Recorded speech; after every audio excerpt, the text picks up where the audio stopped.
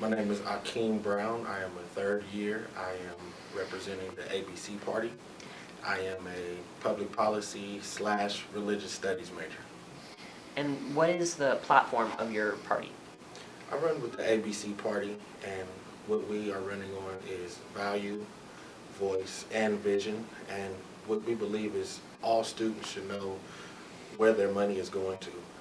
Fees are extremely high, and you should know where they're going to. We believe that you should also have a voice. A lot of students are underrepresented on this campus, and we want to be the voice for those students. And finally, vision.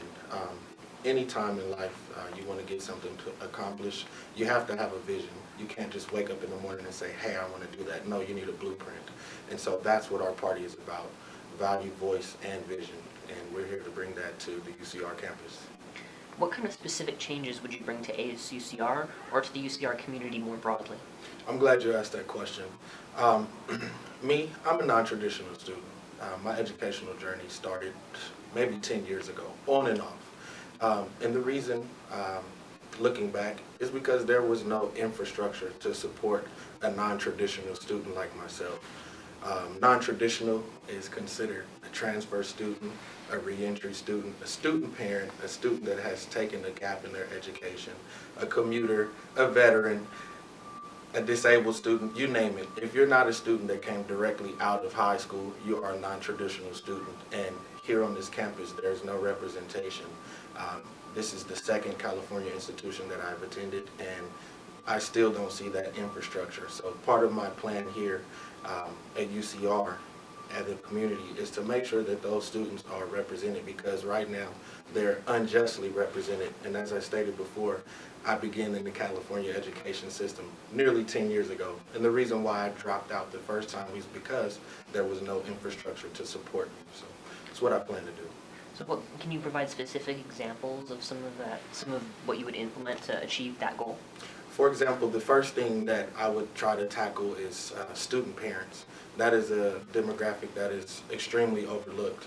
I've been speaking over the past couple of weeks with student parents. There are organizations called Our Kids, other organizations that these parents are putting together called the Student Parent Action Committee.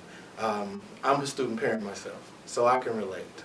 For example, some of the student parents that I've spoken with, they want to go to the gym, for example. They pay fees to go to the gym. However, they can't go to the gym because there's no child care provided for them to go to the gym. And it sounds like, to me, an old example of taxation without representation. So that's one of those things that I would try to tackle. Secondly, there is no strength in the transfer community. Transfers make up a lot of this population at the school. However, transfer students feel like they don't have a place here because transfer students are looked down upon. I'm a transfer student, and I'm proud to be a transfer student because I was prepared at California's community college to come here to get my education and get out on time, whereas we look around that UCR is one of the institutions that has a low graduation rate in the 4-year. However, I'm set on time to graduate, and I came from a community college. So I want transfers to know that they do have a voice here. And lastly, commuters. Commuters are underrepresented.